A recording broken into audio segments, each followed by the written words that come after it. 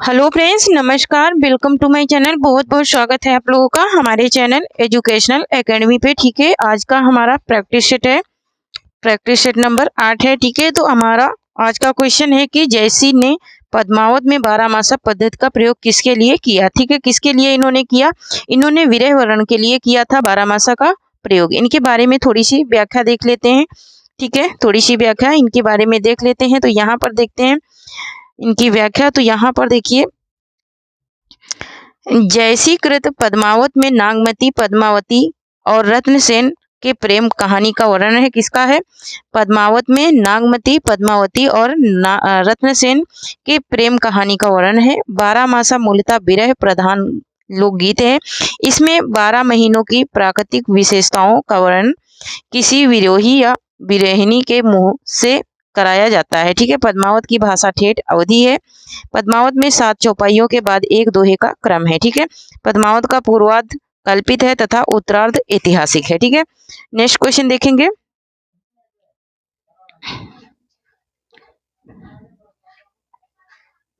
Next question है कि प्रेमाख्यान काव्य परंपरा की प्रमुख रचनाओं का सही क्रम है। ठीक है, सही क्रम क्या है इसका पूछ रहा है ये बात। तो यहाँ पर चंद्रायन पहले है, फिर मृगावती, फिर पद्मावत, फिर मधुमालती। यहाँ पर देखिए ऑप्शन नंबर ए इसका राइट आंसर है। यहाँ पर देखिए चंद्रायन 1300, यहाँ पर चंद्रायन को देखिए, चंद्रायन 1379 में, मृगावती 1501 में और पद्मावत 1540 में। ठीक है, चंद्रायन क्या है 1379 में, है ना, 1379 पद्मावत, चंद्रायन, मृगावती 1501 और पद्मावत क्या है तो 1540 है, मधुमालती 1545 है ना। नेक्स्ट क्वेश्चन देखेंगे। नेक्स्ट क्वेश्चन है कि बावरो रावरो नाह भवानी दाहिनी बड़ो दिन देत दये बिन वेद बढ़ाई भानी। उपयुक्त पंक्तियों में किसके द्वारा किससे संबोधित किया गया है? किसे संबोधित किया गया है? किसके द्वारा? तो ब्रह्मा द्वारा पार्वती को संबोधित किया गया है। प्रस्तुत पंक्तियां तुलसीदास द्वारा कृत विनय पत्रिका से हैं। विनय पत्रिका की भाषा ब्रज है। इसमें विनय के पद हैं। इसका एक नाम राम विनयावली भी है। ठीक है, नेक्स्ट पॉइंट देखेंगे इसके।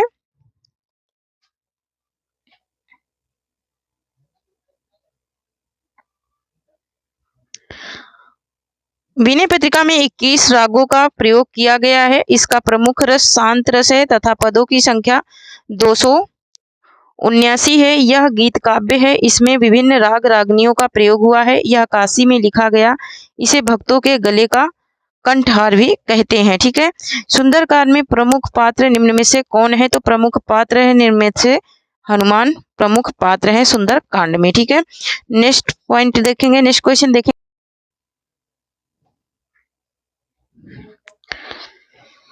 तो यहाँ पर देखिए तुलसी कृत रामचरितमानस के 5वें कांड का नाम सुंदर कांड है, जिसके प्रमुख पात्र कौन है? हनुमान जी हैं। संपूर्ण सुंदर कांड में हनुमान जी की गौरव गाथा का वर्णन है। रामचरितमानस के सुंदर कांड को रोग मुक्त कांड कहा जाता है। ठीक है, और सुंदर कांड में वर्णित है क्या?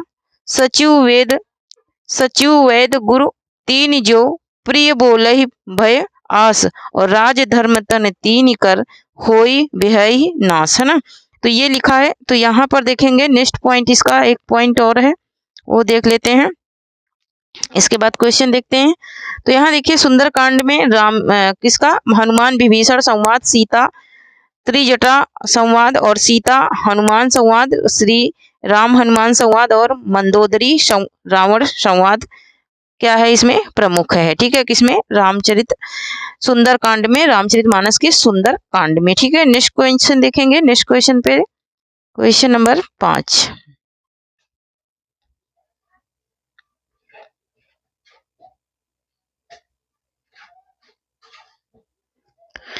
क्वेश्चन नंबर 5 है कि केवल प्रेम लक्षणा भक्ति का आधार ग्रहण करने के कारण कृष्ण भक्ति शाखा में अश्लील विलसिता की प्रवृत्ति जागृत हुई है। यह विचार किसका है? तो ये किसने कहा था? रामचंद्र शुक्ल ने। यहाँ पर इनके बारे में थोड़ा सा देख लेते हैं। रामचंद्र शुक्ल के बारे में देख लेते हैं। तो यहाँ पर देखिए रामचंद्र शुक्ल, आचार्य रामचंद्र शुक्ल प्रसिद्ध साहित्य इतिहासकार, आलोचक एवं समीक्षक हैं। इन्होंने प्रकृत की अंतिम आभ्रंश अवस्था में हिंदी साहित्य का अभिभार माना है। आचार्य शुक्ल ने आधुनिक काल को गद्य काल तथा आदिकाल को वीरगाथा काल कहा। आचार्य रामचंद्र शुक्ल ने बिहारी सतसई के संदर्भ में कहते हैं, यदि प्रबंध काव्य वन स्थली है तो मुक्तक काव्य गुलदस्ता, है ना।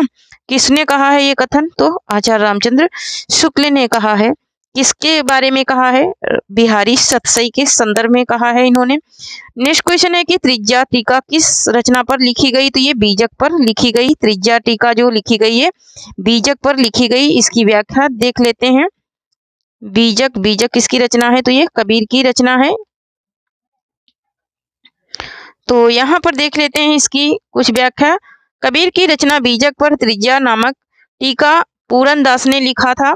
बीजक कबीरदास की वाणियों का संग्रह है, जिसके संपादक इनके शिष्य धर्मदास थे। बीजक के 3 भाग हैं। रामायणी, इसमें चौपाई, दोहा तथा भाषा ब्रज और पूर्वी है। शब्द में गे पद है, इसकी भाषा ब्रज है और पूर्वी बोली है। सखी में प्रयुक्त छंद दोहा है। भाषा राजस्थानी पंजाबी मिश्रित खड़ी बोली है। ठीक है, तो नेक्स्ट क्वेश्चन है हमारा कि नेक्स्ट क्वेश्चन है हमारा कि निगुण ब्रह्मा को जब भगवान का विषय बना लिया जाता है तब जन्म होता है। तब किसका जन्म होता है? तब रहस्यवाद का जन्म होता है। ठीक है, किसका जन्म होता है? रहस्यवाद का जन्म होता है। नेक्स्ट क्वेश्चन देख, यहाँ पर इसकी व्याख्या देख लेते हैं। निगुण ब्रह्म को जब भावना का विषय बना लिया जाता है तब रहस्यवाद का जन्म होता है। कबीर और जैसी दोनों में ही निगुण ब्रह्म को रहस्यवाद का आधार बनाया है। आचार्य शुक्ल ने सूफी कवि जैसी के रहस्यवाद को भावात्मक तथा कबीर के रहस्यवाद को साधनात्मक, कैसा माना है? साधनात्मक कोटि में स्वीकार किया है। निगुण ब्रह्मा को भावना का विषय बनाकर कबीर ने अपनी रहस्यवादी प्रवृत्ति का परिचय दिया। आचार्य शुक्ल के अनुसार चिंतन के क्षेत्र में जो अद्वैत है, भावना के क्षेत्र में वही रहस्यवाद है। डॉक्टर रामकुमार वर्मा के अनुसार रहस्यवाद जीवात्मा की उस अंतर्निहित प्रवृत्ति का प्रकाशन है जिसमें जीवात्मा का उस निगुण और निराकार परमात्मा अपना भावात्मक संबंध जोड़ देती है।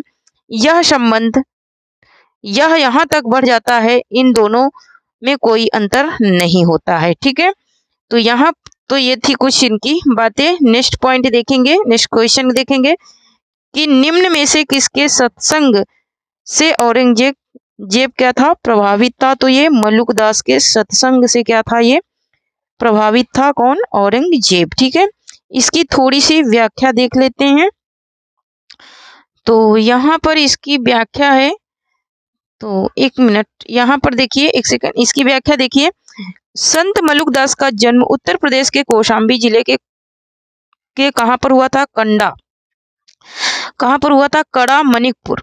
कहाँ पर हुआ था? कड़ा मणिकपुर ग्राम में सन 1574 ईस्वी में हुआ था।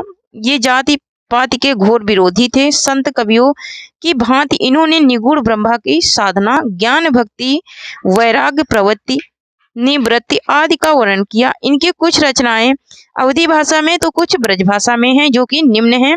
ठीक है, यहाँ पर देखिए, रतन खान ज्ञान बोध ब्रज भाषा में है, ज्ञान परोच भक्ति विवेक और 12 घड़ी रामा अवतार लीला। ठीक है, रामा अवतार लीला। यहाँ पर देख लेते हैं ब्रज लीला। क्या? ब्रज लीला। ये तो इनकी क्या है? प्रमुख रचनाएं हैं। यहाँ पर देख लेते हैं इनकी कुछ प्रमुख पंक्तियां। ठीक है, तो यहाँ पर इनकी कुछ प्रमुख पंक्तियां हैं। अजगर करे नचा करी, पंछी करे न काम, दास मलुका कह गए सबके दाता राम। ये है इनकी प्रमुख पंक्तियां हैं।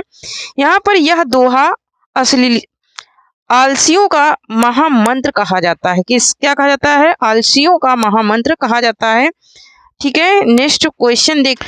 यहाँ पर नेक्स्ट क्वेश्चन है कि कौन सा संत कवि सवैया छंदों की रचना करने में सिद्धहस्त था?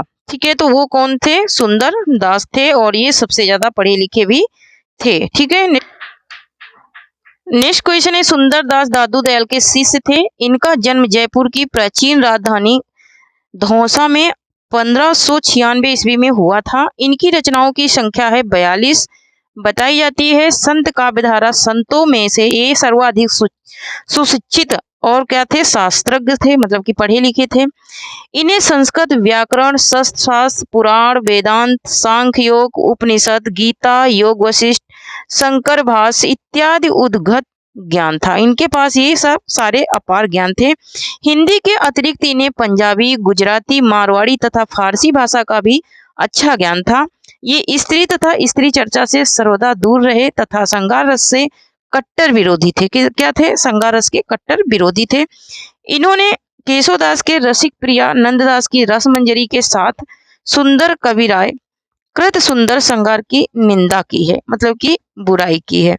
यहाँ पर नेक्स्ट पॉइंट देख लेते हैं। इनकी रचनाओं को हरि नारायण शर्मा ने सुंदर ग्रंथावली नाम से 2 भागों में संकलित कराया, जो कि क्या है, ये निम्न है। यहाँ पर देख लेते हैं।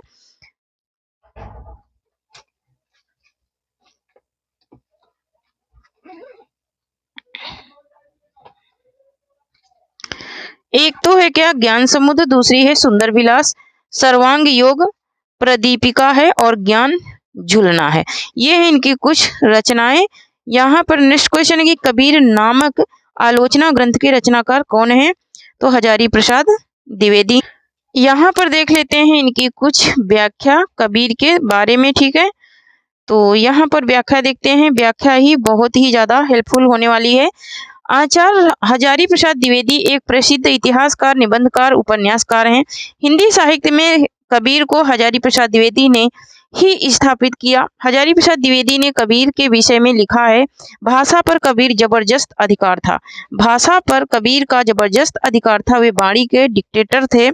हिंदी साहित्य के 1000 वर्षों के इतिहास में कबीर जैसा व्यक्तित्व लेकर कोई लेखक उत्पन्न ही नहीं हुआ। कबीर एक जबरदस्त क्रांतिकारी पुरुष भी थे। कबीर भक्त रूप ही इनका वास्तविक रूप है। हजारी प्रसाद द्विवेदी कहते हैं कि मैं साहित्य को मनुष्य की दृष्टि से देखने का पक्षपाती हूँ। कौन कहता है? हजारी प्रसाद द्विवेदी कहते हैं कि साहित्य को मनुष्य की दृष्टि में मैं देखने का पक्षपाती हूँ। इनसे संबंधित ग्रंथ, इनकी हिंदी साहित्य से संबंधित 3 ग्रंथ हैं। किसके? हजारी प्रसाद द्विवेदी के। तो यहाँ पर देख लेते हैं इनके ग्रंथ। तो यहाँ पर इनका पहला ग्रंथ है क्या, एक सेकंड,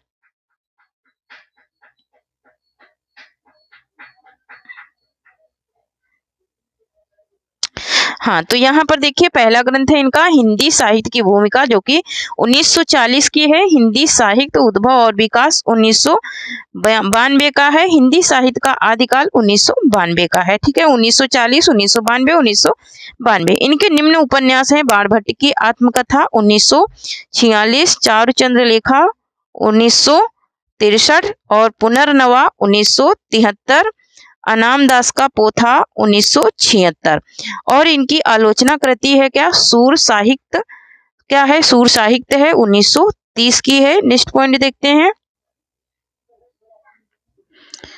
कबीर 1941 की है, ठीक है। कबीर 1941, सहज साधना 1963 और कालिदास की ललित योजना 1965, मध्यकालीन बोध का स्वरूप 1970। तो ये तो इनकी कुछ आलोचना कृति हैं हजारी प्रसाद द्विवेदी की, ठीक है। नेक्स्ट क्वेश्चन है हमारा कि खंडन मंडन का अभाव तथा समन्वय पर बल देने किस काव्य की विशेषता है? ये किस काव्य की विशेषता है? तो ये है सूफी काव्य की विशेषता। मेरी जो आप लोग कंटेंट की क्लासें पढ़ोगे तो आप लोगों को सारा समझ में आ जाएगा। वैसे तो व्याख्या भी मैं साथ में दे रही हूँ, ठीक है। यहाँ पर की व्याख्या देख लेते हैं, ठीक है। यहाँ पर इनकी व्याख्या देख लेते हैं थोड़ी सी। तो यहाँ पर देखिए, काव्य सौंदर्य और काव्य मूल की दृष्टि से सूफी काव्य मध्यकालीन हिंदी कविता की एक महान उपलब्धि है। सूफी काव्य धारा की निम्न विशेषताएं हैं। एकेश्वरवाद, बल देना, गुरु की महत्ता का वर्णन, ठीक है। लौकिक प्रेम के मध्य से अलौकिक प्रेम की अभिव्यक्ति, खंडन मंडन का अभाव तथा समन्वय पर बल देना, हिंदू राजा रानियों की प्रेम गाथा का वर्णन, नारी रूप की महत्ता, दोहा चौपाई छंदों का प्रयोग, ठेठ अवधि का प्रयोग और सूफी काव्य के प्रमुख कवि निम्न हैं। यहाँ पर देख लेते हैं इनके कवि कौन कौन से हैं। सूफी काव्य के जो प्रमुख हैं, ठीक है, प्रमुख देखेंगे जो सबसे अच्छे कवि हैं। तो प्रमुख कौन है? कुतुबन है, मंझन है, जैसी है और कशिक शाह है, और कौन है? तो शेख नबी है। ठीक है, नेक्स्ट क्वेश्चन देखेंगे। यहाँ पर नेक्स्ट क्वेश्चन है कि जैसी के किस रचना में सृष्टि से उत्पत्ति का वर्णन मिलता है? तो इनके अखरावट से मिलता है। ठीक है, अखरावट से मिलता है। इनकी कुछ व्याख्या देख लेते हैं। ठीक है, यहाँ पर इनकी कुछ व्याख्या देख लेते हैं। तो यहाँ पर देखिए, जैसी कृत अखरावट में सृष्टि की उत्पत्ति का वर्णन है तथा देवनागरी के एक एक अक्षर को लेकर सैद्धांतिक बातें बताई गई हैं। कहरनामा में आध्यात्मिक विवाह का वर्णन कहरवावा शैली में है। ठीक है, आखिरी कलाम में कयामत न्याय प्रलय का दिन का वर्णन है। मुगल शासक बाबर की प्रशंसा है और चित्रलेखा लघु प्रणय कथा है। ठीक है, यहाँ पर नेक्स्ट क्वेश्चन है हमारा कि शंकराचार्य अद्वैतवाद की प्रक्रिया में वल्लभाचार्य ने किस दर्शन की स्थापना की थी? तो इन्होंने शुद्धाद्वैतवाद की स्थापना की थी। ठीक है, नेक्स्ट पॉइंट पे जाएंगे। यहाँ पर देखिए, शंकराचार्य ने ब्रह्म के को निगुण और माया को बांधे होने के कारण उनको सगुण रूप कहा, जबकि वल्लभाचार्य कहना है कि सगुण रूप में ब्रह्मा सत्य है, अभिव्यक्त रूप में ब्रह्मा जैसा वैसा व्यक्त रूप है। ठीक है, इसी ब्रह्मा को पाने के मार्ग को वल्लभाचार्य ने पुष्टि मार्ग कहा है। ठीक है, इसी पुष्टि मार्ग को सूरदास की भक्ति का आधार है। पुष्टि मार्ग भक्ति का दार्शनिक आधार शुद्धाद्वैतवाद है। पुष्टि मार्ग में पुष्टि का अर्थ है भगवत कृपा, है ना? क्या है? भगवत कृपा। नेक्स्ट पॉइंट देखेंगे, नेक्स्ट क्वेश्चन देखेंगे। नेक्स्ट क्वेश्चन है कि किस रचना के आधार पर नंददास को जड़िया कवि कहा जाता है? तो इनको रास पंचाध्यायी पर जड़िया की उपाधि मिली थी। रास पंचाध्यायी रोला छंद में लिखा गया है। अष्ट छाप के कवियों में सूरदास के बाद इन्हीं को श्रेष्ठ स्थान प्राप्त है। रास पंचाध्यायी मूलतः भगवत पुराण के 10वें स्कंद के 29वें अध्याय से 33वें अध्याय तक, एक सेकंड थोड़ा सा स्क्रॉल कर लेते हैं।